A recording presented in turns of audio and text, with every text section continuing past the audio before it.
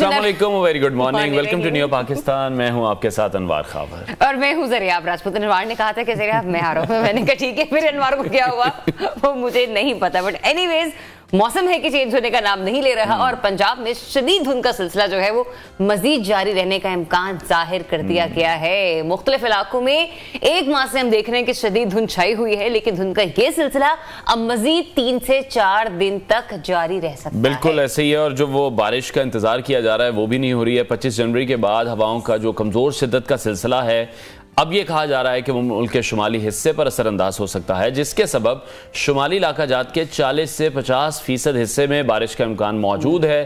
पंजाब में बारिश के बाद ही धुंध की जो शिद्दत है उसमें कमी आ सकती है, और ये भी कहा जा रहा है कि मगरबी हवाओं के सिलसिले फरवरी में भी आ सकते हैं। और मौसम किस तरह से तब्दील हो रहा है, खुश सर्दी कितनी बढ़ती जा रही है, ये हम सब लोगों के लिए बिल्कुल भी ठीक नहीं है। जिस तरह से लोग बीमार बहुत हो रहे हैं, स्किन के जो ड्राइनेस के इश्यूज हैं वो बहुत ज्यादा बढ़ते जा रहे हैं। और मैं तो इस चीज से बड़ा तंग आ गई हूँ कि ये जो खांसी नजले जुकाम वाले मसाइल, अगर किसी का ठीक हो भी गया है ना तो मुसलसल गले में आपका रेशा गिरता रहता है, बहता रहता है, और आप इतना ऑड फील करते हैं। कभी आप किसी महफिल में बैठे हैं या किसी के साथ आप बात कर रहे हैं तो ऐसे में जो गले के अंदर इचिंग है ना, वो खराश जो है उसने आपका बहुत खाना खराब करके रखा होता है। तो अभी जरा टॉप स्टोरीज की तरफ बढ़ते हैं, मौसम के बारे में आगे चलकर मजीद भी बात करेंगे। नवाज शरीफ बाजी ले गए, ब्लूमबर्ग की रिपोर्ट। हमारे बगैर वज़ीर आज़म बनकर दिखाएं, बिलावल भुट्टो को नया चैलेंज। बर्फबारी ना ही बारिश, पंजाब में खुश्क साली का खतरा मंडलाने लगा। सर्दियों में गुर्दे मुतासिर क्यों होते हैं, ये भी आपको बताएं। सबसे पहले बात करेंगे आम इंतखाबात के हवाले से, और देख हम ये रहे थे कि हालात कुछ और बता रहे थे और हो कुछ और गया। यही सूरत हाल इस वक्त मुस्लिम लीग नून की नजर आ रही है। एक तो मुस्लिम लीग नून की इंतखाबी मुहिम को सुस्त भी कहा जाता रहा है, और अब ये पता नहीं चल रहा है कि आम इंतखाबात में कामयाबी की सूरत में जो वजारत उज़्मा का ओहदा है वो किसके पास जाएगा, क्योंकि हाफिजाबाद के जलसे में नवाज शरीफ ने यही बात की जा रही है बार बार कि वो कोई नई बात नहीं कर रहे हैं। एक्सपेक्ट उनसे ही किया जा रहा है कि कोई नई बात करेंगे, कोई मैनिफेस्टो बताएंगे, लेकिन छोटी सी तकरीर कर रहे हैं और उसके बाद स्टेज एक बार फिर से उन्होंने मरीम नवाज के हवाले ही कर दिया। बिल्कुल तवक्कुआत के बरक्स जो है वो इस तरह की हमें सिचुएशन में नजर आ रहे हैं। और इस तरह हमने मानसरा के जलसे में भी देखा कि एक मौके पर साबिक वज़ीर आज़म ने हाज़रीन को मुखातिब करते हुए कहा कि मैं आज यहाँ वज़ीर आज़म बनने नहीं हूँ, इलेक्शन लड़ने आया हूँ। इसके अलावा आपके साथ ब्लूमबर्ग की रिपोर्ट को भी शेयर कर लेते हैं, जिसमें मुख्तलिफ सियासी जमातों के दौर का तजिया पेश किया गया और बताया गया कि 3 दहाइयों के दौरान नवाज शरीफ ने बेहतरीन अंदाज में मईशत संभाली।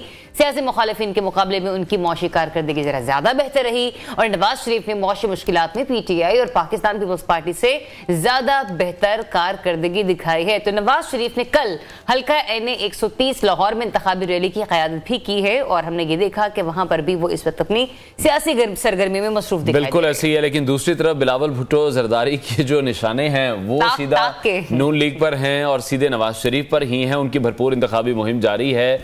वो पंजाब में नवाज शरीफ को खास तौर पर ललकार रहे हैं। चिनोट में जलसे से खिताब में उन्होंने कहा कि 2024 है, बार बार आने वालों के बजाय अब नए चेहरों को मौका दिया जाए। 8 फरवरी को वोट से चौथी बार वजीर आजम बनाने वाले की साजिश को नाकाम बना दें, बिलावल भुट्टो ने सियासी मुखालिफिन को चैलेंज देते हुए नजर आ रहे हैं। तो दूसरी तरफ मुस्तफा कवाल ने बिलावल भुट्टो को चैलेंज दे दिया है, और वो ये कह रहे हैं कि MQM के बगैर वज़ीर आज़म बन नहीं सकते हैं, आप बनकर हमें दिखा दें।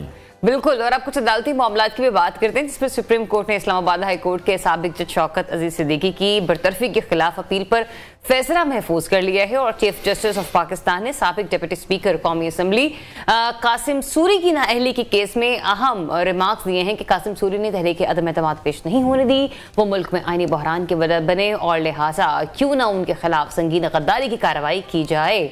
तो ये इस वक्त सियासी माहौल भी चल रहा है, कुछ केसेस भी लगे हुए हैं। कई जमातें ऐसी हैं जो कि इंतखाबी मुहिम करती हुई नजर आ रही हैं, तो एक जमात ऐसी है जो कि अपना सियासी मुस्तकबिल का बीज बचाव करते हुए हमें नजर आ रही है। इसी तमाम सूरत पर हम बात करेंगे सीनियर तजियाकार नज़ीर लगारी साहब ने। लगारी साहब, बहुत शुक्रिया आपके वक्त के लिए। जो शुरू में भी हमने बात की है नवाज शरीफ के हवाले से, आप समझते हैं कि दुरुस्त तौर पर महसूस किया जा रहा है कि अगर मुस्लिम लीग नून को हुकूमत बनाने का मौका मिलता है, जिस तरह से नवाज शरीफ जलसे में भी मरीम नवाज को ज्यादा मौका दे रहे हैं, ज्यादा बात करती वो दिखाई दे रही हैं, बहुत से हल्के ये कह रहे हैं कि शायद मरीम नवाज को वजीर आजम के तौर पर भी पेश कर सकते हैं। ये तो उस सूरत में होगा ना कि जब इलेक्शन जीत जाएं और उनके पास एब्सोल्यूट मेजॉरिटी आ जाए।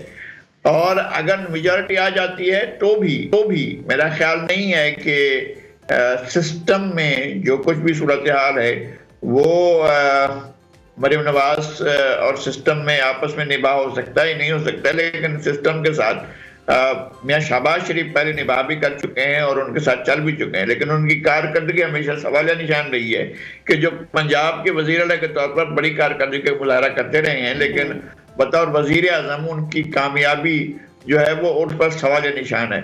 तो ये एक सवाल हो सकता है कि PMLN की मेजॉरिटी की सूरत में इन तीनों में से कोई एक उम्मीदवार हो सकता है कि या तो शहबाज शरीफ होंगे या मरियम नवाज होंगी या फिर नवाज शरीफ भी हो सकते हैं। तो ऐसा नहीं है कि नवाज शरीफ साहब जो है वो ड्रॉप हो गए या ड्रॉप हो जाएंगे। नवाज शरीफ सिर्फ उस सूरत में आना चाहते हैं कि जब उनके पास कतई अक्सरियत हो और वो किसी के हुकूमत साजी के लिए मोहताज ना हो, लेकिन ऐसा लग नहीं रहा है बिल्कुल कि वो मेजॉरिटी हासिल कर ऐसे ये लगा रहे साहब। बाकी ये सूरत हाल तो हमें किसी भी जमात के लिए जो है वो मुमकिन नजर नहीं आ रही कि किसी को 2/3 अक्सरियत मिली और वो फिर आकर फेडरल में अपनी गवर्नमेंट बनाए। लेकिन शहबाज शरीफ साहब के वालिद जो बात कर रहे थे वो शायद उनके लिए मामलात के हवाले से काम करना, पंजाब में कारकर्दगी दिखाना इसलिए भी मौजूद रहा कि जब जब वो वज़ीर आला बने हैं तब उनके बड़े भाई साबिक वज़ीर आज़म नवाज शरीफ साहब जो हैं वो वज़ीर आज़म की कुर्सी पर विराजमान रहे हैं, उनके पास वफाकी ओहदा था। 2008 से 2013 के दरमियान नवाज शरीफ वज़ीर आज़म नहीं थे, शहबाज शरीफ वज़ीर आला थे और उस वक्त वज़ीर आज़म यूसुफ रज़ा गिलानी और राजा परवेज अशरफ थे। तो ऐसा भी है कि उन्होंने उनके बगैर भी और अपनी मरकज में हुकूमत ना होने पर भी उन्होंने डिलीवर किया। तो लगानी साहब लिहाजा हम ये समझे आपकी बात है कि आप ये कह रहे हैं कि वो सूटेबल कैंडिडेट नहीं होंगे प्राइम मिनिस्टर की सीट के लिए? नहीं, मैंने तो ये नहीं कहा है, ये तीनों सूटेबल होंगे अगर ये इनकी पार्टी इलेक्शन जीतती है। और नवाज शरीफ सिर्फ उस सूरत में आएंगे कि जब पूरी पार्टी जो है सिंगल मेजॉरिटी पार्टी के तौर पर आती है तो उस वक्त आएंगे। अगर उन्हें मिलकर हुकूमत बनानी पड़ी तो फिर शायद वो ना आए, फिर मरियम को या शहबाज शरीफ को आगे करेंगे। ठीक है। अच्छा लगारी साहब, ब्लूमबर्ग की एक रिपोर्ट भी सामने आई है जिसमें हमारी मैशत पर बात की गई है और ये कहा गया है कि पिछले 30 साल में जो इकॉनमी थी वो बेहतर अंदाज में नवाज शरीफ चलाते रहे हैं। पाकिस्तान तहरीक इंसाफ, पाकिस्तान पीपल्स पार्टी, उनसे बरतरी है इस मामले पर मुस्लिम नून को, नवाज शरीफ को। ये उनका अंदाजा होगा और उनके अंदाजे से इख्तलाफ भी किया जा सकता है, इत्तेफाक भी किया जा सकता है। मियां नवाज शरीफ के दौर में एक्टिविटी हुई है, वो इंफ्रास्ट्रक्चर की तामीर की वो एक्टिविटी हुई है, उनने बड़े काम किए और वो बड़े काम थे कि उन्होंने मोटरवेज बनाई हैं।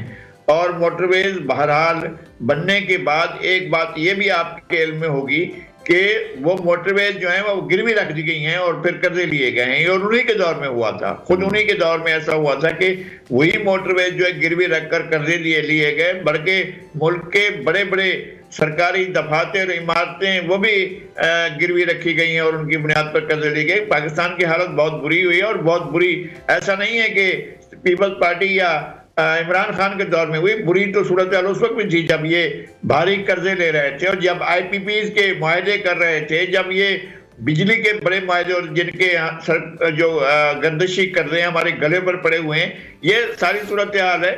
ब्लूमबर्ग में वो भी कोई लिखने वाला वही होगा, साहब ही होगा और उसी ने भी अपने तौर पर तजिया पेश किया होगा।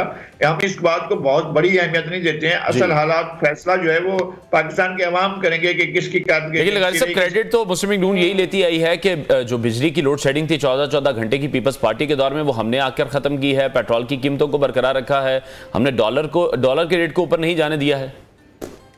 पेट्रोल की कीमतों को उन्होंने बरकरार नहीं रखा। जब सरदारी का जमाना था उस वक्त आलमी मार्केट में तारीख की बुलंद तरीन सतह पर चला गया था पेट्रोल की कीमतें। अब तक भी ऐसी बुलंद तरीन सतह नहीं आई है कि $143 तक चला गया था, $145, $47, $147 तक जो है पेट्रोल चला गया था। इनके दौर में तो पेट्रोल बहुत नीचे आ गया था, फिर भी कीमतें इन्होंने कम की थी। उनके दौर में तो कीमतें बढ़ी नहीं थी, ये पीपल्स पार्टी के दौर के अंदर तो इनके दौर में तो सारी कीमतें बढ़ती रही हैं। और उसके बाद जो है बाकी जो काम है वो एक आलमी सूरत हाल थी जिसमें ये CPEC के तहत उन्होंने मोटरवेज बनाई हैं, तो ये एक चीन के साथ जो मामला चल रहे थे वो तो बहुत पहले से चल रहे थे, और चीन ने जो सी पैक का वो दिया है तो फाइनली इनके दौर में आकर हुआ, और वो भी ताखीर से हुआ क्योंकि एक नए लाडले ने धरना दिया हुआ था, उस वजह से जो है वो चीन के सदर लैंड ही नहीं कर सके थे, वो आए ही नहीं थे, तो ये सूरत हाल पैदा हो गई थी ना, वो चाहते नहीं। ये बताइएगा कि इस वक्त जब हम देख रहे हैं नवाज शरीफ साहब जो अपनी कैंपेन करते हुए नजर आ रहे हैं, उसमें उनका अभी तक तो कोई मैनिफेस्टो सामने नहीं आ सका है। दूसरा ये कि उनकी जो कैंपेन है वो हमें इतनी इम्पैक्टफुल नहीं लग रही, नो मैटर व्हाट कि वो किसी को फिलहाल तनकीद का निशाना नहीं बना रहे, लेकिन बिलावल साहब जो हैं वो ताक के निशाने नून लीग पर ही मार रहे हैं, और उनको आगे से काउंटर कौन कर रहा है? मुस्तफा कमाल साहब, वो ये कह रहे हैं कि आप हमारे बगैर वज़ीर आज़म बनकर दिखा दें। तो ये नून लीग का बिलावल साहब के हवाले से किसी भी बारे में कोई बात ना करना, इसको आप किस तरीके से देखते हो? दूसरा ये कि वाकई मुस्तफा कमाल साहब की अगर उनकी जमात के वोट नहीं होंगे तो बिलावल जो है वो वज़ीर आज़म नहीं बन सकते। एक तो ये कि मियां नवाज शरीफ जो है उनकी कैंपेन जहां जहां वो गए हैं, लोग आए हैं, मानसरा में क्राउड था और हफ्जाबाद में क्राउड था, वो जहां जाएंगे तो वहां क्राउड होगा। और सबसे बड़ी बात ये हुई है के जरिया हमें कंपेन होती नजर नहीं आ रही थी, हम इसे समझ रहे थे शायद लोग बाहर नहीं निकलेंगे, लोग बाहर निकले हैं। बिलावल भुट्टो जरदारी के जलसों में बड़ी तादाद में एक भरपूर जलसा था उनका लाहौर का, PMLN का भी बहुत बड़ा जलसा जो है, PMLN भी जलसे कर रही है और पाकिस्तान पीपल्स पार्टी भी बड़े जलसे कर रही है। ये तासुर खत्म हो गया है कि किसी खास लाडले की वजह से मासेस बाहर नहीं निकलेंगे, मासेस निकल आए बाहर, इलेक्शन होने जा रहा है और टर्न आउट वही रहेगा, उससे बढ़ भी सकता है जो माजी में था। तो अब ये तासुर नहीं है कि जनाब इलेक्शन जो है वो सिर्फ एक लाडले की वजह से यरमाल रहेगा, ऐसा नहीं है। ठीक है, लेकिन दूसरी तरफ यही कहा जा रहा है कि पाकिस्तान तहरीक इंसाफ को उस तरह से मौका नहीं मिल रहा, PTI बतौर जमात इलेक्शन में उस तरह से हमें शरीक नहीं दिखाई दे रही, तो फिर आम इंतखाबात के बाद वही तमाम मसले होंगे, 35 पंक्चर की बात होगी, RTS सिस्टम को बिठाने की बात होगी। मेरे ख्याल में उस तरफ अगर जाते हैं तो वही मसाइल पैदा होंगे जो आज उनके सामने हैं। उन्होंने तारीख की सबसे बड़ी गलतियां की हैं, पाकिस्तान की तारीख में ऐसी बड़ी गलतियां नहीं की हैं कि ताकतवर तरीन अपोजिशन होते हुए वो इस अपोजिशन में ना बैठे, बल्कि रिजाइन करके कहें कि जनाब हम असम्बली छोड़ रहे हैं। फिर दो हुकूमतें होते हुए, दोनों सूबों की अहम तरीन हुकूमतें होते हुए अपनी हुकूमतें खुद ही खत्म कर दें और कहें कि जनाब आइए हम नहीं खेलते, ना खेलेंगे ना खेलने देंगे, मामला जो है अब खत्म होगा। अब ऐसा नहीं है कि इनकी वजह से जो है खेल रुका रहेगा, या अब ये उस छतरी और छांव में नहीं है, वो जो इनको लाडले बनाए हुए थे वो नहीं है। अब सिस्टम चेंज हो चुका है, अब सिस्टम वैसा नहीं है जो इनके लिए, और सिस्टम ने बड़ा भरोसा किया हुआ था कि जनाब ये डिलीवर करेंगे। क्या डिलीवर किया? खाक डिलीवर किया इन्होंने। और लोग तो अब जो गुर्बत फैली है, जो अपराध फैला है, जो बेरोजगारी फैली है, जो महंगाई आई है, वो तो इनके दौर से हुई थी, जो लाडले के दौर में आई थी, और अब सूरत हाल से बाहर है और लोग अब जा रहे हैं इलेक्शन में। अगर ये आते भी हैं इलेक्शन, कहीं ना कोई सीटें हासिल करते भी हैं, तब भी ये किसी को, सिस्टम को और पार्लियामेंट को और अदलिया को और मुकन्ना को और उसको अपना एग्जीक्यूटिव को ब्लैकमेल करने की पोजीशन में नहीं होंगे। लेकिन सर कहीं ना कहीं लगार साहब वोटर तो ब्लैकमेल हो रहे हैं ना इस वक्त PTI का, उनके लिए इस वक्त ग्राउंड पे कोई कैंपेन नहीं, कोई जलसा नहीं, कोई रैली नहीं। और दो रोज पहले मुर्तजा सुलेनी साहब एक जगह प्रेस कॉन्फ्रेंस कर रहे थे, वो ये कह रहे थे कि इलेक्शन के दिनों में इंटरनेट भी जो है ना वो डाउन हो सकता है और इस बारे में हम कुछ कह नहीं सकते। जरिया बात यह है कि इन्होंने सारे मसाइल खुद पैदा किए, ये कोई इनकलाबी पार्टी थी, ये कोई इन्होंने इनकलाबी जद्दोजहद की हुई थी, क्या इन्होंने इनकलाबी तंजीम बनाई हुई थी, क्या ये रूस की बाल्शेविक पार्टी थी, क्या ये चीन की जो है कम्युनिस्ट पार्टी थी, क्या ये क्यूबा की पार्टी थी? वही तहरीक इंसाफ बनी बनाई पार्टी थी जिसको बैठकर कुछ एस्टैब्लिशमेंट ने बनाया था, बनाकर इनके हवाले किया था, बड़े बड़े अफसरों को, बड़े बड़े रिटायर्ड सेक्रेटरीज को, रिटायर्ड जनरलों को इसमें शामिल कर दिया था और इनको बड़ा बुत बना दिया गया था। बुत गिर गया है भाई, मुनज़्ज़म हो गया है, कोई नहीं रहा है। कौन सा इनका ख्वाब था? ये इनकलाब ला रहे थे, इनके पास इनकलाबी तंजीम थी। बट लगार साहब आपको नहीं लगता कि मां सिवाय पाकिस्तान पीपल्स पार्टी के लिए शायद ही कोई ऐसी सियासी जमात होगी कि जिस पर एस्टैब्लिशमेंट की सपोर्ट, उसका आशीर्वाद ना हो? पीपल्स पार्टी ने तो बहुत नजरिए की सियासत की है, लेकिन हमें नून लीग भी जिस तरीके से माजी में बनती नजर आई है वो भी सबके सामने है। बिल्कुल ऐसा है, मैं आपसे एग्री करता हूँ। और नून लीग भी एस्टैब्लिशमेंट की और पीटीआई भी इस्टेब्लिशमेंट की और छोटी बड़ी तंजीमें वो भी इस्टेब्लिशमेंट की रही हैं, लेकिन अब इस्टेब्लिशमेंट को मेरे ख्याल में वक्त आ गया है कि इस काम को छोड़ना चाहिए, लाडलू की परवरिश का सिलसिला बंद करना चाहिए और पाकिस्तान को उसके अवाम के हवाले कर देना चाहिए। अवाम जो फैसला करें उसको मान लेना चाहिए। तो जो अभी बयानिया आप बिलावल भुट्टो का देख रहे हैं, आपको लगता है पाकिस्तान तहरीक इंसाफ का वो वोटर जो अब कंफ्यूजन का शिकार है, या जो एंटी नून जो बयानिया है एक पाकिस्तान तहरीक इंसाफ का, उसको सपोर्ट करने के लिए पीपल्स पार्टी की फेवर में जा सकता है? पीपल्स पार्टी को बिलावल को फायदा मिल सकता है? एक तो ऐसा हो सकता है। दूसरी बात यह है कि ये जो एंटी नवाज शरीफ वोट है जी, और उसको एक्टिवेट करने से रोकने के लिए पीएमएलएन जो है वो पीपल्स पार्टी पर वार नहीं कर रही है, खामोश बैठे हुए हैं। इसलिए कि अगर वो बोलते हैं तो वो वोट एक्टिवेट होगा, जो एंटी नवाज शरीफ वोट है, एंटी पीएमएलएन वोट है, वो एक्टिवेट हो जाएगा। अगर वो उन पर, इसलिए वो एहतियात ये कर रहे हैं कि बिलावल के बारे में कोई बात ना करें, उनके खिलाफ कोई बात ना करें। लेकिन बिलावल ने खुद अपनी कैंपेन से लोगों को मोबाइल कर दिया है, लोगों को अंदर मोबिलाइजेशन आई है, लोग बहुत ज्यादा एक्टिवेट हो रहे हैं। और मेरे ख्याल में ये पहली मर्तबा है कि पीपल्स पार्टी का वोटर ये समझ रहा है कि अब वो पोलिंग स्टेशन पर जाएगा तो उसका वोट जाया नहीं होगा और उसका वोट काउंट होगा। वरना ऐसे तो होता था कि पहले वो लाडला, कभी ये लाडला, कभी वो लाडला, कभी ये लाडला, इस तरह की सूरत चल रही थी। ठीक है, बहुत शुक्रिया सीनियर तजियाकार नज़ीर लगारी साहब हमारे साथ इन कॉन्वर्सेशन। ब्रेक लेते हैं, ब्रेक के बाद आपको दोबारा ज्वाइन। Stay tuned.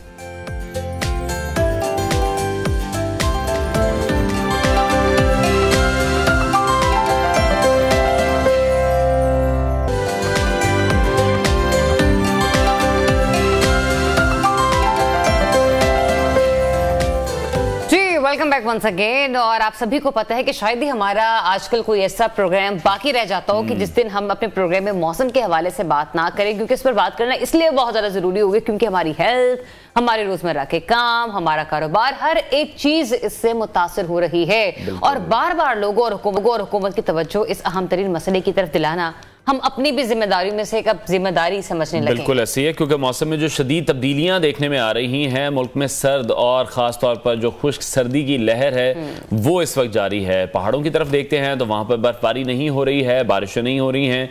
और अब पीडीएमए ने मौसम सरमा की बारिशें ना होने से खुश्क साली का खतरा भी जाहिर कर दिया है, क्योंकि दिसंबर में भी बारिशें नहीं हुई और यही कहा जा रहा है कि जनवरी भी ऑलमोस्ट ख़त्म होने के करीब है और दिसंबर के बाद जनवरी भी बगैर बारिश और बर्फबारी के बगैर गुजरने के करीब है। और सूरज और बादलों में जो आंख मचोली का सिलसिला है, यही कहा जा रहा है कि वो भी अभी जारी रहेगा। और जनवरी के आखिरी हफ्ते में बादल बरसने की उम्मीद है, जिसके बाद सर्दी की शिद्दत और धुंध में कमी का भी इम्कान जो है वो जाहिर किया जा रहा है। वैसे आज हमने मोबाइल पे भी ना वेदर फोरकास्ट देख रही थी तो 31 जनवरी तक बारिश, 30% रेन आया है। वैसे 34 जनवरी तक नहीं, इस्लामाबाद में भी धुंध के बायस जो है वो आलूदगी में खतरनाक हद तक इजाफा रिकॉर्ड हुआ है। और आम दिनों में हम देखें तो 50 से 100 तक रहने वाला एयर क्वालिटी इंडेक्स अब 250 तक पहुंच चुका है। जी, इस्लामाबाद सिटी कहा जाता है, जहां पर मतलब बहुत जबरदस्त मौसम रहता है हर टाइम। हम जब कहते हैं लोग आउटिंग के लिए भी जाते हैं तो इस्लामाबाद को ही सिलेक्ट करते हैं, उसी का इंतखाब किया जाता है। और वहां का भी एयर क्वालिटी इंडेक्स कितना खराब 240 पर पहुंच चुका है। तो मतलब आप अंदाजा लगा ले, हालांकि वहां पर इतनी ट्रैफिक भी नहीं है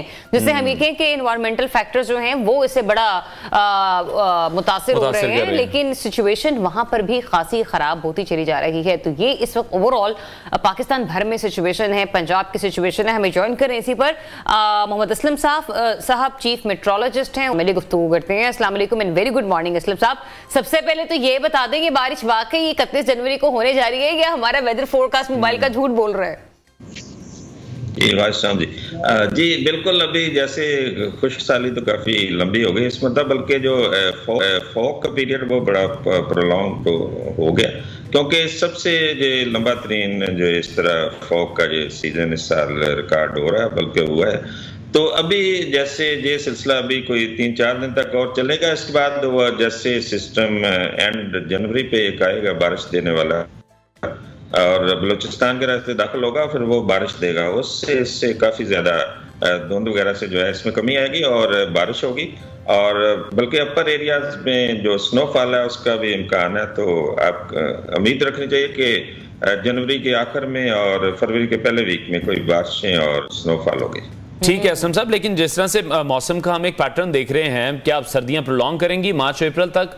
जो अभी एक तरीकाकार हम देख रहे हैं, जो तब्दीलियां हैं वो साइंटिफिकली हैं, वो एनवायरमेंटल तब्दीलियां हैं, ये किस किस्म के चेंजेस हैं? देखिए, वो तो क्लाइमेट चेंज को पूरी ग्लोब को अफेक्ट कर रही है, पाकिस्तान भी इसमें एक शामिल है। और ये जो इतनी प्रोलॉन्ग्ड जो धुंध का सिलसिला है, ये भी इसी की एक कड़ी है, क्योंकि जो सिस्टम्स जो बारिश देने वाले वो पाकिस्तान में 3-4 बने हैं, जो अफगानिस्तान से एंटर होते हैं पाकिस्तान में, और उसने बलूचिस्तान में बारिशें भी दी थी एक सिस्टम ने, लेकिन वो पाकिस्तान में एंटर नहीं हो सके, क्योंकि फॉग एक फिनोमेना होता है जो हाई प्रेशर एरिया में बनता है। तो प्रेशर, हवा का दबाव ज्यादा होने की वजह से वो सिस्टम इधर नहीं आए हैं। तो अभी जैसे सिस्टम बने तो उम्मीद है कि अभी बारिशें होंगी।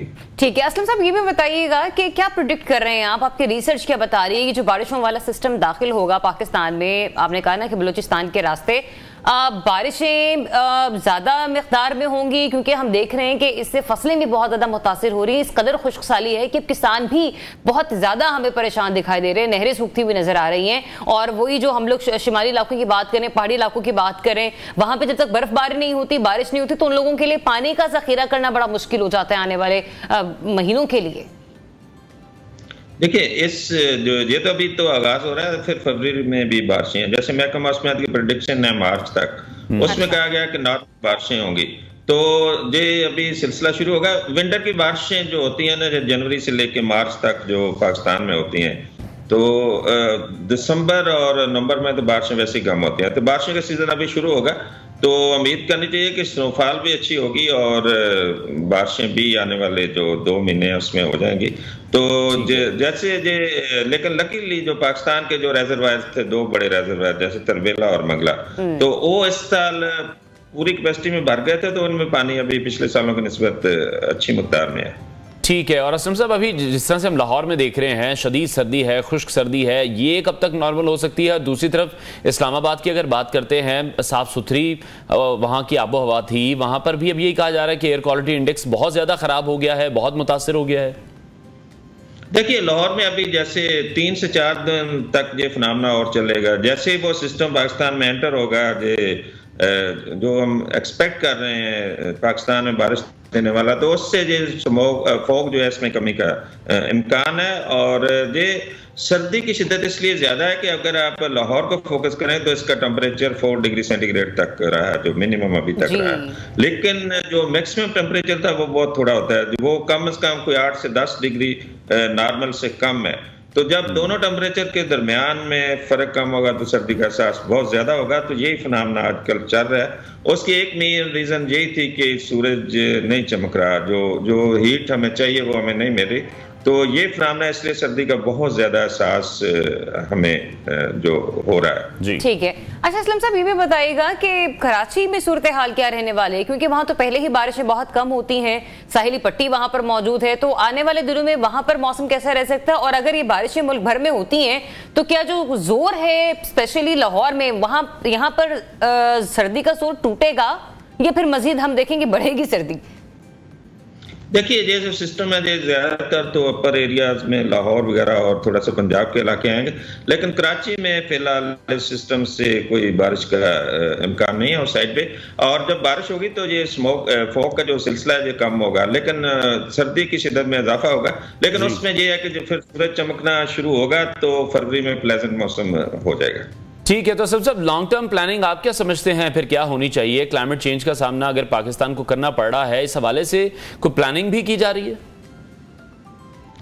देखिए, जैसे अभी स्मोक को अगर मैं डिस्कस करूं यहाँ पे, तो पिछले दिनों में एक चाइना की एक बड़ी टीम आई थी जो गवर्नमेंट ऑफ पंजाब की दावत पे आई थी। तो वो स्मोक पे एक रिसर्च कर रहे हैं, एक स्टडी कर रहे हैं।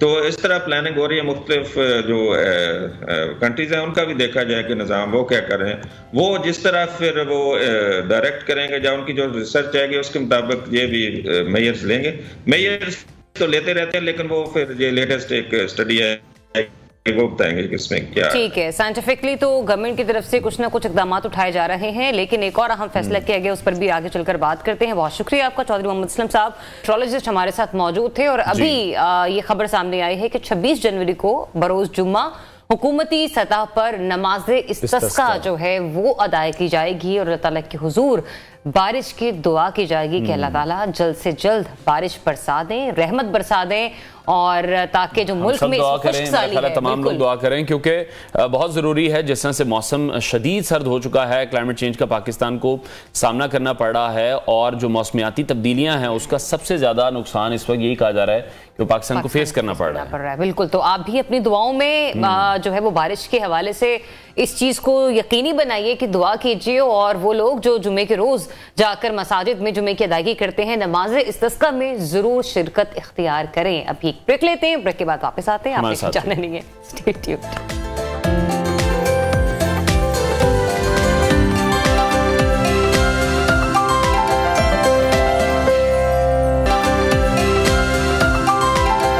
Welcome back. बराह रास्त आपको लिए चलते हैं। मरीम औरंगजेब मीडिया से गुफ्तगू कर रही हैं।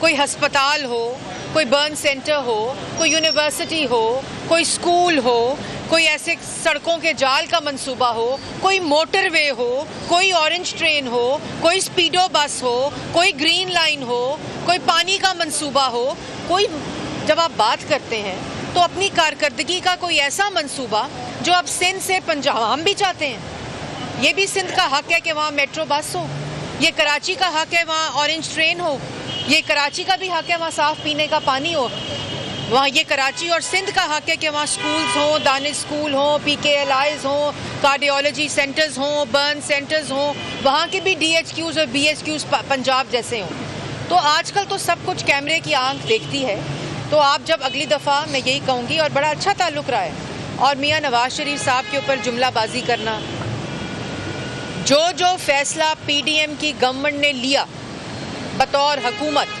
उसमें बिलावल भुट्टो साहब, पीपल्स पार्टी के 7 से 8 वज़ीर, उसके अलावा मुशीर, उसके अलावा मिनिस्टर ऑफ स्टेट्स, ये सब उन फैसलों में बराबर के सिग्नेटरी और बराबर के हिस्सादार थे।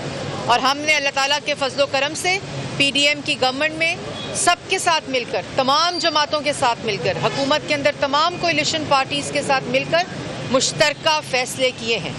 जितनी मुशावरत PDM की गवर्नमेंट में हुई है पाकिस्तान की तारीख़ में कभी इतनी मुशावरत नहीं, और इस पर मैं शहबाज शरीफ साहब जो उस वक्त वज़ीर आज़म थे उनको खराज तहसीन पेश करना चाहती हूँ, और बिलावल भुट्टो साहब को ये कहना चाहती हूँ कि हर बात अगर तहजीब में रहेगी तो सियासत का वो कल्चर जिसको मियाँ नवाज शरीफ साहब दोबारा से परवान चढ़ाने की कोशिश कर रहे हैं वो बरकरार रहेगा। बोलना सबको आता है, ये सियासत मैदान ही ऐसा है कि जुमला कसने सबको आते हैं, लेकिन अब पाकिस्तान की तरक्की के लिए कोई ये आपकी ज़ातियात की सियासत को नहीं सुनना चाहता।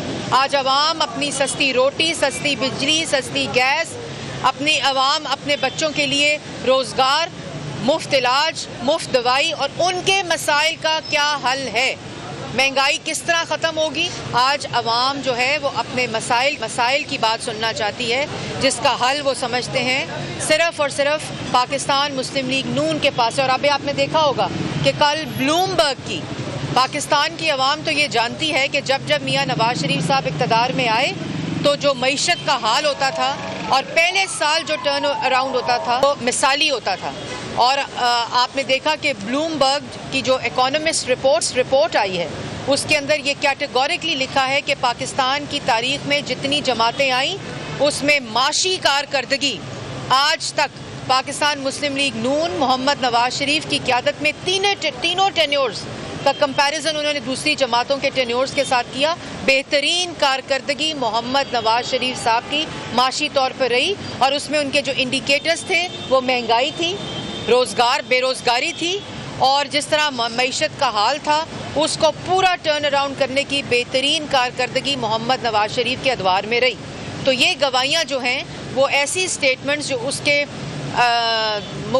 मुखालिफ होती हैं उनकी क्रेडिबिलिटी खुद लूज़ हो जाती है। मैडम, एक इलेक्शन है और तमाम जमातें जो हैं वो मैदान में हैं, जलसे जुलूस हो रहे, रैलियाँ निकाली जा रही हैं, और पंजाब हुकूमत ने दफ़ा 147 का नोटिफिकेशन जारी कर दिया। क्या आप रैलियाँ और जुलूस जो हैं वो ख़त्म कर देंगे या सिर्फ ये PTI के लिए निकाला? पहले तो जी अल्लाह ताला का शुक्र है, आपने उकाड़ा देखा, आपने हाफजाबाद देखा, आपने खानेवाल देखा, आपने मानसेरा देखा, आपने कल अहमदपुर शर्किया देखा जहाँ शहबाज शरीफ साहब गए थे, कल लाहौर में मोहम्मद नवाज शरीफ साहब अपने हलके में गए थे, उससे पहले शहबाज शरीफ साहब लाहौर में गए थे, मरियम नवाज शरीफ साहिबा लाहौर में गई थी। तो ये जो कह रहे हैं ना रोना रो रहे हैं, चीखें मार रहे हैं, लेवल प्लेइंग फील्ड का, ये अवामी लेवल प्लेइंग फील्ड से जो डर है कि स्क्रीन्स दिखाती हैं, इसलिए ये आवाजें, ये चीखें। जी, तो मरियम औरंगजेब साहिबा जो थी वो मीडिया से गुफ्तगू कर रही थी और आज बिलाखिर उन्होंने बिलावल भुट्टो जरदारी साहब की तरफ से जो तनकीदी बयानात आते हैं उसका जवाब बिल्कुल दे दिया है। ब्रेक लेते हैं नाज़रीन, हेडलाइंस के बाद आपको दोबारा ज्वाइन करेंगे। Stay tuned.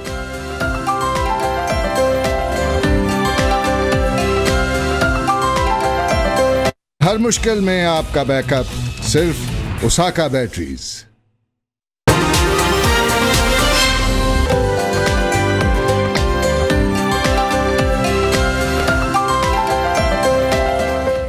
जी वेलकम बैक जनाब। वैसे तो सब्जियां कुदरत का एक अनमोल तोहफा हैं और इनके हर ग्रुप में मुख्तलिफ अज्जा और ग़ज़ाइयत पाई जाती है जिनका मुतवाज़िन यानी कि बैलेंस जो इस्तेमाल है वो जिस्मानी नशोनुमा के लिए बेहद ज़रूरी है।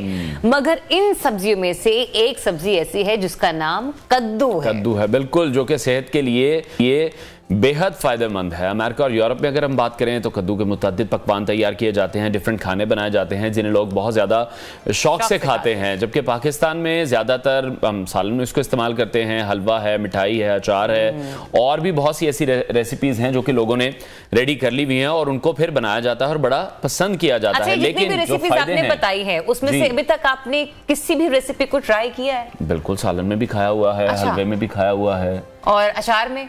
अचार में नहीं मैंने ट्राई किया, वो उसका नहीं मुझे आइडिया। लेकिन ये है कि जो फायदे हैं इसके वो हम लोगों को बता देते हैं, जो कूट कूट कर फायदे भरे हुए हैं। जिस तरह से विटामिन ए है और जो माहिरीन हैं वो यही बताते हैं कि विटामिन ए हमारी आंखों के लिए कितना ज्यादा बेनिफिशियल है। बिल्कुल, और ये सिर्फ नजर को बेहतर नहीं बनाता बल्कि आंखों को मोतिया से भी बचाता है। तो जो मोतिया के मरीज हैं वो कद्दू का इस्तेमाल यकीनी बनाएं क्योंकि कद्दू में ल्यूटिन और ज़िक्सेनेथन पिगमेंट्स भी पाए जाते हैं जो कि आपकी आंखों को खतरनाक शुआओं से बचाते हैं। जबकि इसमें मौजूद जिंक आंखों के पर्दे यानी रेटिना को तहफ़्फ़ुज़ फ्राहम करता है। तो स्पेशली मैं उन बच्चों के वाले से भी बात करूंगी जिन्हें बड़ी छोटी उम्र में बड़े मोटे मोटे चश्मे लग जाते हैं। तो पेरेंट्स को चाहिए कि बच्चों की ग़िज़ा में कद्दू को जरूर ऐड करें, पराठे के साथ उन्हें भुजिया बनाकर खिला दें और इसके अलावा वो जो हलवा भी आप जिक्र कर रहे थे हलवे की फॉर्म में उन्हें खिला दें। तो बहुत सारे आपके पास रेसिपीज मौजूद है, फिर इसको यरकान के लिए भी बड़ा मुफीद करार दिया जाए। बिल्कुल ऐसी, और मैं ये देख रहा हूँ कि ये जो अवेयरनेस है वो नहीं है हम सबके पास और हमारा जो फोकस है, हम जो शिफ्ट हो चुके हैं वो मल्टीविटामिन्स की तरफ शिफ्ट हो चुके हैं। हालांकि इन तमाम सब्जियों में, इन तमाम फ्रूट्स में जो हम आए रोज अपने प्रोग्राम में डिस्कस कर रहे होते हैं, विटामिन ए के अलावा विटामिन सी भी पाया जाता है जो कि हमारी इम्यूनिटी में इजाफा करता है। जब कोविड आया था ना तो उस वक्त इम्यूनिटी की हमें एक जो वैल्यू थी उस वक्त पता चली थी कि इम्यून सिस्टम आपका बेहतर होना कितना ज्यादा जरूरी है और जो खतरनाक बैक्टीरिया हैं उसका भी खात्मा करता है जिससे आपकी इम्यूनिटी बेहतर होती है। फिर विटामिन डी भी इसमें है जो हमारी हड्डियों के लिए बहुत ज्यादा बेहतर है। विटामिन ई बहुत बेटर है और खास तौर पर सर्दी के मौसम में जब हम देखते हैं तो हमें फ्लू से, नज़ला जुकाम की जो तमाम बीमारियां आजकल हम फेस कर रहे हैं खुश्क सर्दी की वजह से, उससे बचाने में बड़ा हेल्पफुल है। और अभी जो आप बात कर रहे थे ना कि ये खतरनाक बैक्टीरिया का खात्मा करता है, तो अल्सर के जो मरीज हैं ना उन्हें भी जो डॉक्टर्स हजरात हैं वो कद्दू बड़ा रेफर करते हैं क्योंकि खतरनाक बैक्टीरिया।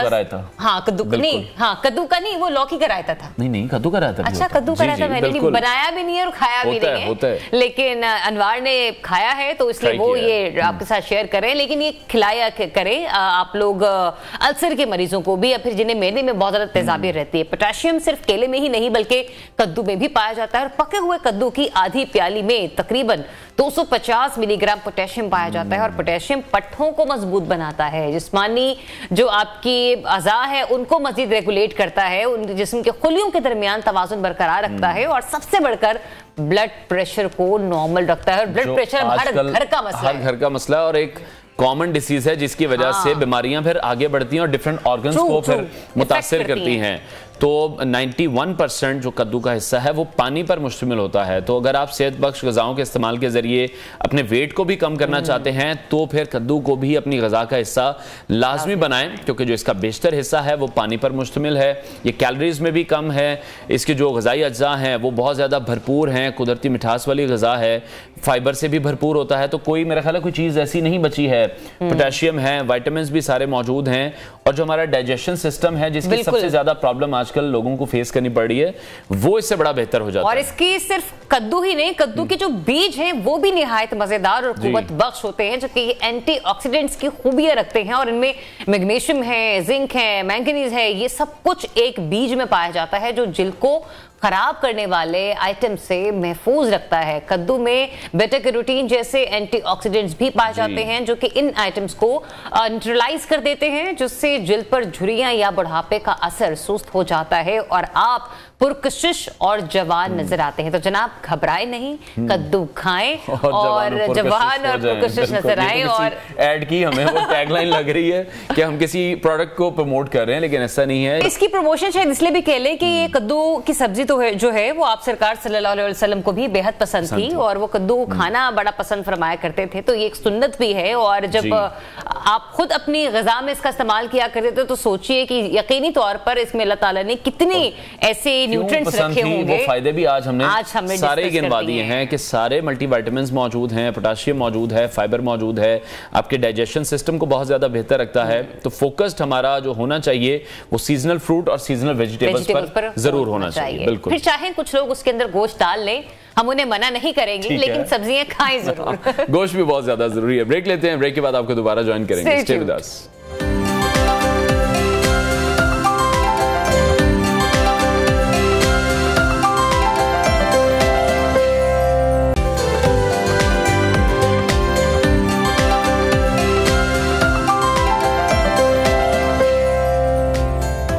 वेलकम बैक नाज़रीन। बैरून मुल्क जाना और वहां जाकर कोई भी मुलाजमत कर लेना, ये हमारे मुल्क के नौजवानों का एक ख्वाब है, जिसकी ताबीर में वो एक अच्छा खासा सरमाया खर्च करते हैं, बैरून मुल्क जाते हैं।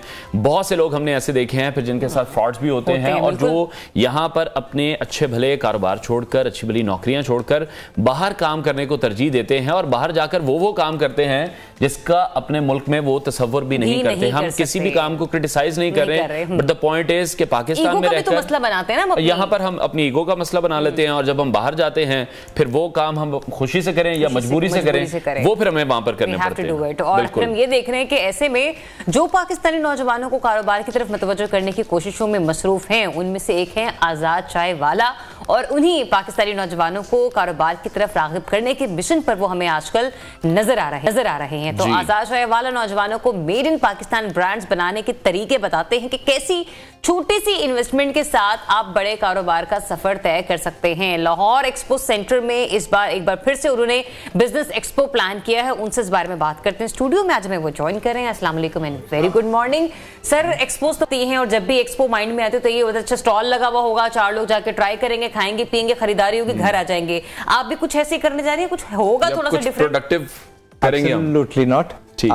ये ऐसा एक्सपोज को अगर बोल देते हैं, ठीक है, हो रहा है जहां पे हमें नतीजा एंड ऑफ द डे मिलेगा। ओके, तो रिजल्ट ओरिएंटेड है। यहाँ पे आगे हम बातें नहीं करेंगे, हम बस देख के खा पी के चले नहीं जाएंगे तस्वीरें खींच के। हम तो बल्कि डिस्करेज करें लॉट ऑफ तबके को कि वो ना ही आए, ठीक है, like we talked behind the scenes. तो यहाँ पे हमारे 2 मेन मुद्दे हैं। एक तीसरा है, we will talk about that as well। ठीक है, मेन ये है कि हमने इकट्ठे किए हुए 150 brand Pakistani, made in Pakistan, और ऐसी ऐसी चीजें जो आपको हैरान कर देंगे। लाइक अगर इलेक्ट्रॉनिक्स में बात करें तो बहुत सारी चीजें हम सोचते हैं नहीं यार ये पाकिस्तान में बन ही नहीं सकता, बट हमने एक आध कंपनी निकाली है जो आपको कर रहे हैं, ये काम कर रहे हैं, ठीक है, असेंबल नहीं कर रहे हैं, बना रहे हैं। वी हैव खाने में, अगर मैंने आपको लेस की मिसाल दी थी, तो मैं आपको कह रहा हूं कि आके FM फूड्स का एक प्रोडक्ट ट्राई करिएगा, सी सॉल्ट वाले उनके क्रिस्प्स, ठीक है, जो आलू के नहीं बनते, केले के बनते हैं, हैरान कर देंगे आपको, वगैरह वगैरह।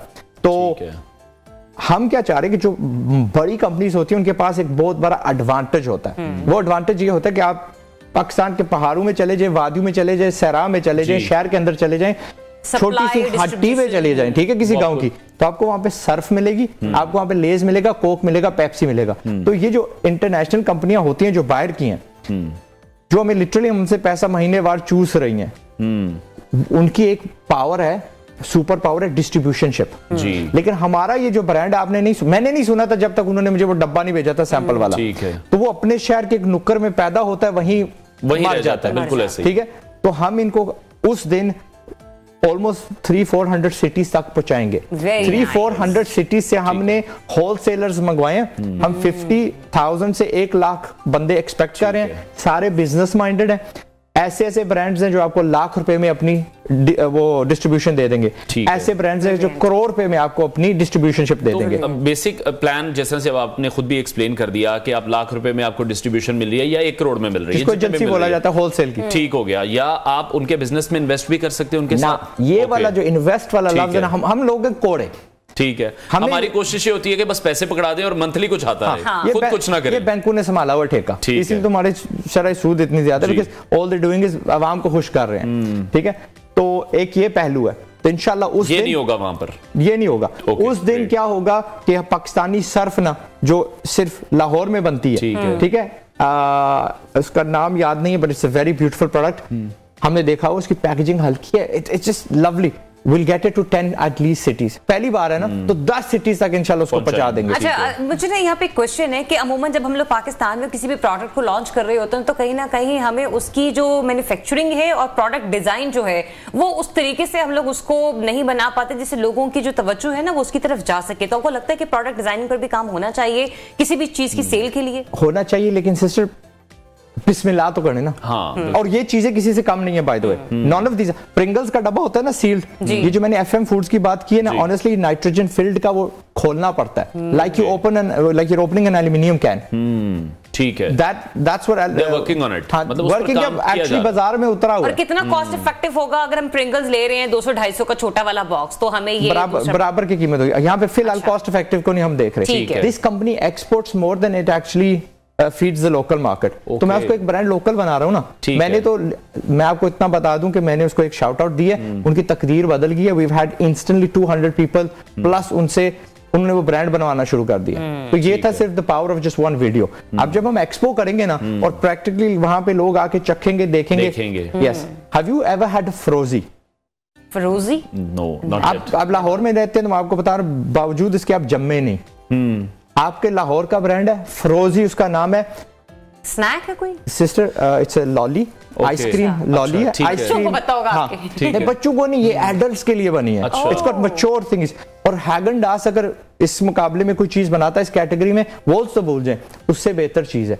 You do not know it. अब आप आएंगे वहां पे, मैं आपको छोटा सा सैंपल खिलाऊंगा 20 रुपए में। ठीक है। I have told all these manufacturers कि प्लीज अपनी कॉस्ट पे ये प्रोडक्ट लोगों को चखवाना। फिर आप देखिए मैकडॉनल्ड्स है 28,000 उसकी ब्रांचें हैं, सबवे 40,000 के करीब उसकी ब्रांचें हैं। हमारे यहाँ आ गया अमेरिका से उठ के, हमारे कितने ब्रांड्स बाहर गए। बिल्कुल, this is the point. Even यहाँ पर नहीं हम ग्रो कर पा रहे। हाँ, तो मैं उनको उस दिन अपनी फ्रेंचाइज बेचने का मौका दूंगा। अब ढूंढते रहते हैं यार किसको फोन करूं, कौन है, प्रोसेस क्या है। The founders will be there, the franchise managers will be there, जिनको वेलकम कर रहे हैं आप। अच्छा, off the top of our head खाने की बात करते हैं तो वी हैव बर्गर लैब, 35 ब्रांचें हैं उनकी। ठीक है। They genuinely make a really nice to the point, क्या कहते हैं, स्मैश बर्गर। कॉफी वगैरह पाकिस्तान का आंसर टू स्टारबक्स। मश मंजवानी भाईजान है, he's been in the coffee industry 20 years in so many different countries। Hong Kong last थी उनकी, जहां से वो उठ के आए हैं to Pakistan to launch this. 22 ब्रांचें हैं उनकी, but you never heard of it. इंशाल्लाह उस दिन मैं उसको 40 करके छोड़ूंगा। बर्गर लैब तो इस्लामाबाद में मैंने देखी भी है, सुनी भी, लेकिन डेफिनेट सी बात है कि बहुत सारी ऐसी फूड चेन्स हैं जिस पे लोग फ्रीक्वेंटली जाते हैं और हम देखते हैं क्यू में गाड़ियां लगी हुई होती है। राइट नाउ ना सिस्टर बॉयकॉट का कल्चर चल रहा है। बिल्कुल बिल्कुल। कहां जाए हम? ठीक है। तो उस दिन मैं आपको बताऊंगा। तो उनको हम लाइक मैं चाहूंगा दिन भी हमें जरूर बता दें कि किस दिन एक्सपो होने जा रही है, कितने दिन रहेगी, इस जुम्मे, हफ्ते, इतवार। और टाइमिंग्स क्या है इसकी? 12 से 6।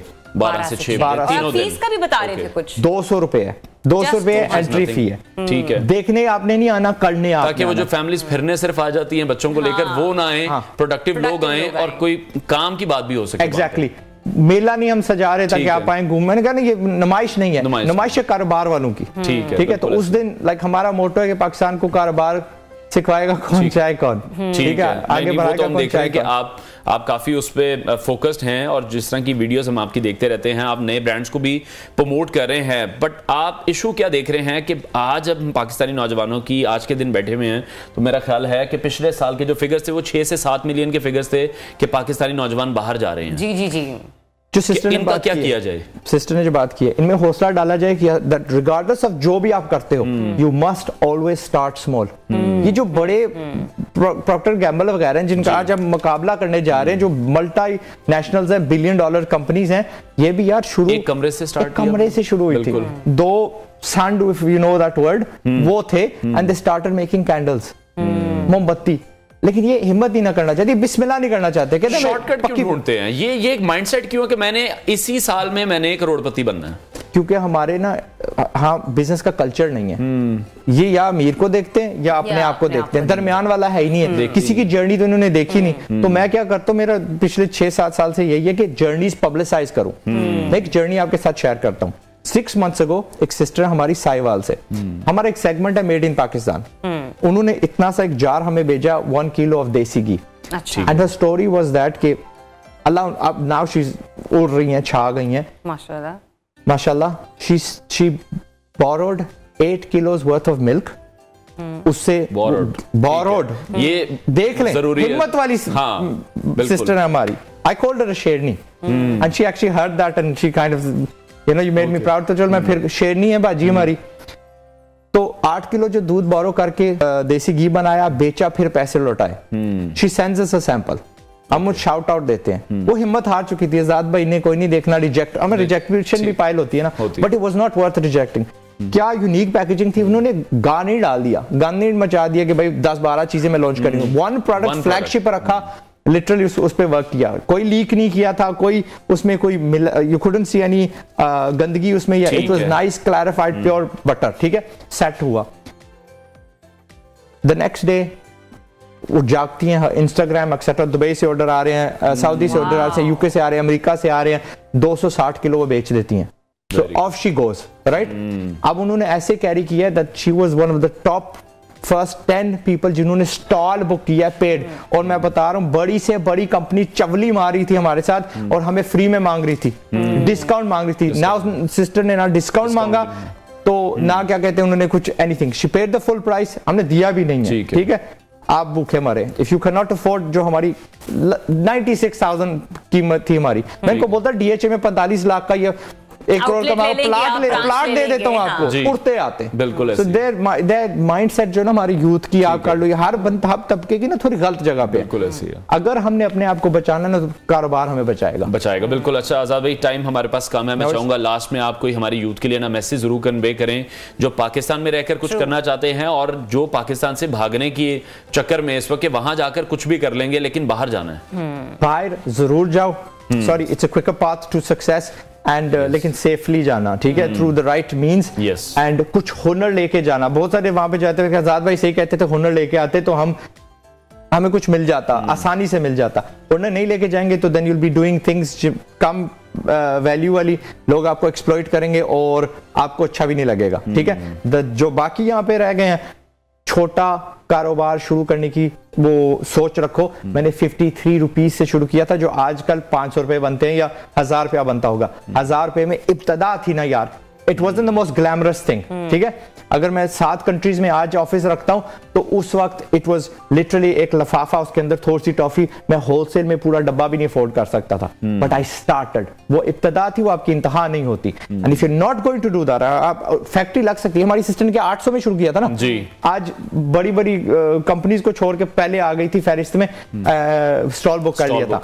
तो यू कैन, वो आप हो सकते हैं। अगर नहीं करेंगे तो भूखे मरेंगे, एंड यू डिजर्व टू भूखा मार। थैंक यू सो मच आजाद भाई, बहुत अच्छा था। और मैं हमेशा अपने कोऑर्डिनेटर जो हमारे गेस्ट करते हैं उनको हम यही शिकवा करते थे कि बहुत से लोग आते हैं, वो बहुत किताबी बातें करते हैं और चले जाते हैं, लेकिन मैं अनवार के चेहरे पे भी एक स्माइल देख रही हूँ जो उनके क्वेश्चन से, हाँ, मुझे आइडिया है कि बिजनेस हमारी लाइफ में क्या रोल रखता है और हमें जॉब सीकर नहीं बनना, हमें जॉब क्रिएटर बनना है। अगर हमें खुद भी आगे जाना है, अपने साथ के लोगों को आगे लेकर जाना है और पाकिस्तान को आगे लेकर जाना है, तो फिर हमें बिजनेस की तरफ जरूर आना जाना पड़ेगा। और जरूर चाहिए इस बिजनेस एक्सपो में 200 रुपए की आपकी फीस है, लेकिन प्रोडक्टिव लोग जाएं, क्रिएटिव माइंड के लोग जाएं, विंडो शॉपिंग के लिए मत जाइए। फ्राइडे टू संडे आपने जाना है सुबह 9 से शाम 6 बजे तक के लिए। अभी हमने भी ब्रेक पर जाना है 12 से 6 बजे तक के लिए। 10 सेकंड की मैं पुश दे सकता हूं? प्लीज। वो बंदा आ सकता है जिसको कारोबार का कोई मकसद नहीं है, but you want to just अपना दिमाग खोलना चाहते हो कि मारो ये चीज पाकिस्तान में बनती है, उसको जाइए। हाँ, एक एक्सपीरियंस के लिए चले जाएं, मुशाहिदे के लिए चले जाएं। छोटी सी ब्रेक लेते हैं, ब्रेक के बाद आपको दोबारा ज्वाइन। Stay tuned.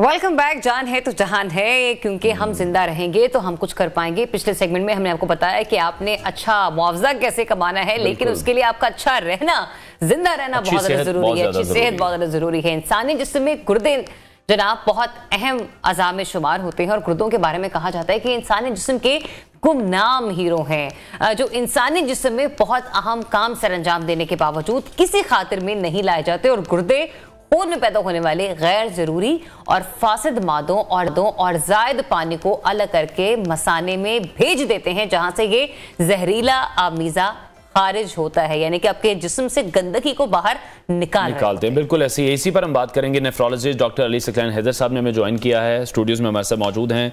डॉक्टरिया, आपके वक्त के लिए मैं जल्दी आप पर आना चाह रहा था, क्योंकि फिर हमारे पास वक्त कम होता है। सबसे पहले हम बात कर लेते हैं कि क्या कॉजेज हैं और क्या सिम्टम्स हैं जो कि हमें पता ही नहीं चलता, और फिर ये सुनते हैं जब भी हम हॉस्पिटल जाते हैं तो यही कहा जाता है कि जी अब आपको तो डायलिसिस करवाने पड़ेंगे। जी बहुत शुक्रिया सबसे पहले कि आज आपने प्रोग्राम में इनवाइट किया। दूसरी बात, मुझे बड़ी खुशी हुई कि अभी आपने इंट्रो में कम से कम जो किडनीज हैं उनको गुमनाम हीरो करार दिया, और ये बात हकीकत है जिसको हम लोगों तक पहुंचाने में लगे हुए हैं। दूसरी बात यह है कि ये गुर्दों की जो बीमारी है, इसको एक और भी नाम है कि खामोश कातिल, क्योंकि इसकी शुरू में सिम्टम्स नहीं होती। ठीक है, छोटी सी बात करके आपके सवाल की तरफ आता हूं कि पूरी दुनिया में इस वक्त 850 मिलियन से ज्यादा लोग इस बीमारी में मुब्तला हो चुके हैं, गुर्दे की किसी न किसी में। बहुत बड़ा फिगर है, बहुत बड़ा फिगर। पाकिस्तान में इस वक्त हर 7वां या 8वां शख्स गुर्दे की किसी न किसी बीमारी में मुब्तला है। तो ये डाटा लोगों तक पहुंचना चाहिए। पाकिस्तान में हर साल तकरीबन 40,000 के करीब जो अमवात हैं वो गुर्दे की किसी न किसी बीमारी की वजह से हैं। ठीक है, तो यहाँ से ही हमें सोच लेना चाहिए कि इसकी अहमियत क्या है और इसके ऊपर कितनी ज्यादा बातचीत पब्लिक अवेयरनेस के तौर पर होनी चाहिए। अलामत की तरफ और कॉजेस की तरफ आते हैं। दुनिया में सबसे बड़ी वजह, पाकिस्तान में भी और दुनिया में भी, शुगर सबसे बड़ी वजह। और बदकिस्मती हमारी एक और देख लें कि पाकिस्तान में हर चौथा शख्स इस वक्त शुगर की बीमारी में नंबर 1 पे वर्ल्ड में आएगा सभी हम। तो आप यहां से अंदाजा लगा लें कि हर 7वां 8वां शख्स गुर्दों की बीमारी में, और डायबिटीज पाकिस्तान में कितनी ज्यादा है। तो ये दो चीजें जब को लिंक करती हैं तो हमारे हेल्थ के ऊपर कितना बर्डन है, और हम जैसा जो तरक्की पजीर अभी मुल्क नहीं है वो कैसे ये बीमारियों का बोझ उठा सके। दूसरी बड़ी वजह ब्लड प्रेशर। अब आप शुगर और ब्लड प्रेशर को भी मिला लें तो पाकिस्तान की आबादी के हिसाब से देख लें तकरीबन हर शख्स ही या शुगर या ब्लड प्रेशर में मुब्तला है। तो वो किडनी डिजीज तो फिर समझें कि आपके साथ साथ ही चलेगी। ठीक है। तीसरी बड़ी वजह गुर्दे की कुछ अंदरूनी बीमारियां होती हैं जिसको हम ग्लोमेरुलोनेफ्राइटिस कहते हैं, या कुव्वत मुदाफियत हमारी अगर कोई अंदर से काम ठीक नहीं करती। चौथी बड़ी वजह गुर्दों में पत्थरियां बन जाना, और पाकिस्तान में इसका भी बहुत ज्यादा पेशेंट्स हैं। पांचवी बड़ी वजह, लेकिन अगर इसको एक्चुअल डाटा कलेक्ट किया जाए तो शायद ये दूसरे तीसरे पर आ जाए, और मेरे हर प्रोग्राम में ये बात होती है, दवाइयों का गैर जरूरी इस्तेमाल। और पाकिस्तान का हर घर मिनी मेडिकल स्टोर, और हम सेल्फ मेडिकेशन, खास तौर पर पेन किलर्स, जिसमें एक ग्रुप है एनसेड्स का, खाते हुए हम किसी डॉक्टर से नहीं कंसल्ट करते, और मेजॉरिटी ऑफ टाइम बहुत सारे एंटीबायोटिक्स भी ऐसे हैं जो गुर्दों के लिए खतरनाक हैं। इसके अलावा अगर हम आ जाएं तो अल्टरनेटिव कुछ हर्ब्स, कुछ ऐसी टॉक्सिक चीजें हैं जो हम खास तौर पर यंगर पॉपुलेशन जो है वो जब इस्तेमाल करती है तो गुर्दों को ड्रग्स, तो दवाइयों का भी जो गैर जरूरी इस्तेमाल है वो भी बहुत बड़ी वजह पाकिस्तान में।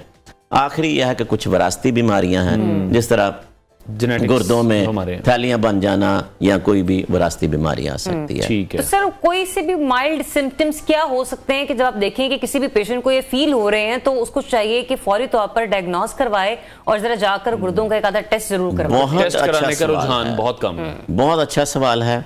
चंद एक चीजें बताऊंगा, ये घर में छोटे बड़े को किसी को भी हो तो फौरी तौर पर डॉक्टर से रिव्यू करके तो टेस्ट करा लेने चाहिए। सबसे पहले तो जब आप सुबह सोकर उठें या दिन में किसी भी वक्त सोचें कि आपका चेहरा सूजा हुआ है, खास तौर पर आंखों के निचले हिस्से पे आपको स्वेलिंग लग रही है, ठीक है, टांगों की तरफ देखें और एक अंगूठे से अपनी टांग को दबा कर देख लें, अगर वहां गड़ा पड़ जाए, सोज महसूस हो जाए तो सोचें कि कुछ प्रॉब्लम है। ठीक है। तीसरी जो सबसे बड़ी निशानी है, हम रूटीन में सब यूरिन पास करते हैं जी।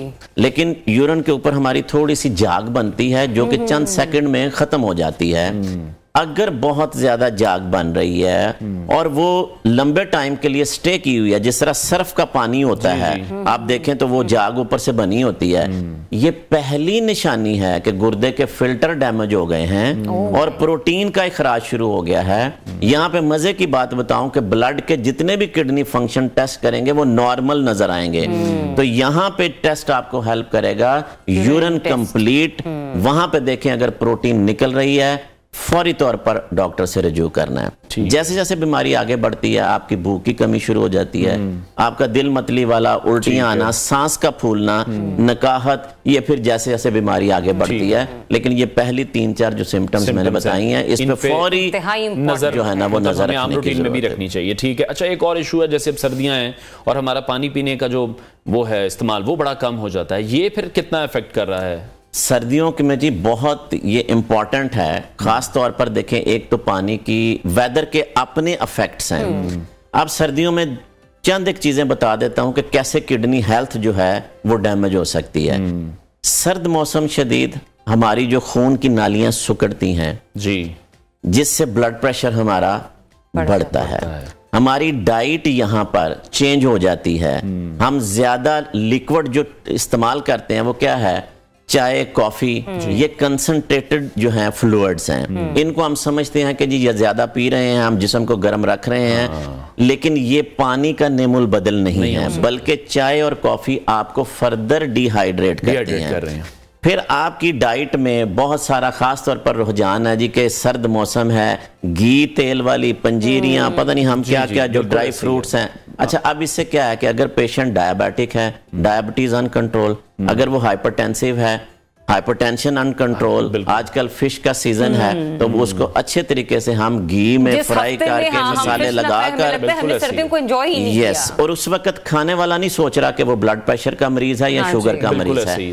ये जैसे जैसे चीजें बढ़ती हैं तो आपकी किडनी की जो डिजीज पहले से अगर चल रही है तो वो तेजी से आगे बढ़ेगी, और अगर आपको अभी नहीं भी हुई तो जैसे ही ये आपकी बीमारियां जो ब्लड प्रेशर, शुगर, ये चीजें अनकंट्रोल होंगी या डिहाइड्रेशन जो आपको होगी तो भी आप उसमें मुब्तला हो जाएंगे। खास तौर पर इस सीजन में वो लोग जो कि इंडोर एक्सरसाइज भी कर रहे होते हैं, जो कि जिस्म की तलब नहीं होती, लेकिन वो स्वेट कर रहे हैं और जो इनटेक है उन्होंने उसके मुताबिक नहीं रखी होती, ठीक है, तो वो भी एक बहुत बड़ा फैक्टर है इस मौसम में। इटसेल्फ सर्दी में बहुत ज्यादा रेस्पिरेटरी इन्फेक्शंस आप देखें, नजला, जुकाम, खांसी, निमोनिया, ये पिछला पूरा महीना हमने अस्पतालों में फुल गुजारा है कि मरीज सारे आए हैं। ये इन्फेक्शंस भी आपके जो किडनीज हैं उनके फंक्शन को डिक्रीज कर देते हैं। ठीक है। तो एहतियातन डॉक्टर साहब आप क्या समझते हैं कि जो टेस्ट कराने का, मैंने भी कहा कि रुझान पाकिस्तान में नहीं है उस तरह से, जिसमें अफोर्डेबिलिटी एक बड़ा इशू है, तो कितने अरसे बाद हमें अपने जो टेस्ट हैं, मेन जो टेस्ट हैं, वो करवा लेने चाहिए? बहुत अच्छी बात कही है, और जवाब स्टार्ट में ऐसे करूंगा कि जब हम किसी भी फैमिली के साथ होटल में बैठ के खाना खाते हैं तो हमारा आजकल के हिसाब से 10,000 से कम बिल नहीं, बिल्कुल ऐसे ही है। हम नहीं सोचते, हम सेटिस्फाइड हैं क्योंकि हम खा रहे हैं। खवातीन एक सूट खरीद लें बाजार से जी, तो आजकल 15,000 रुपए से कम अच्छा सूट उनको नहीं मिलेगा। सेटिस्फेक्शन है कि हमने अच्छी चीज खरीदी है, खरीद लेते हैं। बिल्कुल। हेल्थ पाकिस्तान में कभी भी किसी की प्रायोरिटी नहीं रही। This is the problem. 2,000 रुपए का भी, 1,000 रुपए का भी, 1,500 रुपए का भी टेस्ट है ना, हमें न जाने क्यों महंगा लगता है, हालांकि उसके ऊपर हमारा सारा यानी चीज डिपेंड करती है। आप सेहतमंद हैं तो आपको पहना हुआ कपड़ा भी अच्छा लग रहा है, आप अच्छा खा रहे हैं। अब मैं टेस्ट गिनवाता हूं आपको और खुद ही आप कॉस्ट का अंदाजा लगा लीजिएगा। सबसे पहले उन लोगों के लिए कि जो अफोर्ड नहीं कर पाते, हमारा पूरा पब्लिक सेक्टर जो अस्पतालों की लेबोरेटरीज हैं, जो गवर्नमेंट की लेबोरेटरीज हैं, यहाँ तो वो ये टेस्ट फ्री कर रही हैं और यहाँ बहुत मिनिमम चंद 100 रुपए में ये टेस्ट हो जाते हैं। तो यहाँ पे अफोर्डेबिलिटी का भी खत्म हो जाता है। पहला टेस्ट है जी सीबीसी, जो ब्लड काउंट है, जहां पे आपको खून के मुतल्लिका चीजें पता चलेंगी। इसको आप लिख लें, सस्ता तरीन टेस्ट है जी, बिल्कुल। यूरिन कंप्लीट 100-150 रुपए में और तमाम सरकारी अस्पतालों में फ्री हो जाता है, जिसमें हम तकरीबन 80% गुर्दों की बीमारियां के प्रोटीन आ रही है, इन्फेक्शन आ रही है, ब्लड आ रहा है, बहुत सारी चीजें हम मालूमात मिल जाती हैं। किडनी का फंक्शन टेस्ट है जिसे हम यूरिया और क्रेटिनिन कहते हैं, और एक हमने अल्ट्रासाउंड कराना है जिसमें गुर्दे की हमने शक्ल सूरत, पत्थरी या कोई रिसॉल्ट। अच्छा, सरकारी अस्पतालों में ज्यादा से ज्यादा भी अगर कोई ले भी रहे हैं तो 1000-1500 रुपए में ये टेस्ट हो जाएंगे। ठीक है। प्राइवेट सेक्टर में जो अफोर्ड कर सकते हैं ज्यादा से ज्यादा 4-5 हजार रुपए में ये टेस्ट हो जाएंगे। अच्छा, अब मैं बताने लगा हूं जी, ये हर सेहतमंद बंदे ने साल में एक दफा कराने हैं। ठीक है। अब आप साल में अगर अपने जिस्म पर एक दफा के लिए 3-4 हजार रुपया लगा लें तो कहाँ की महंगाई है?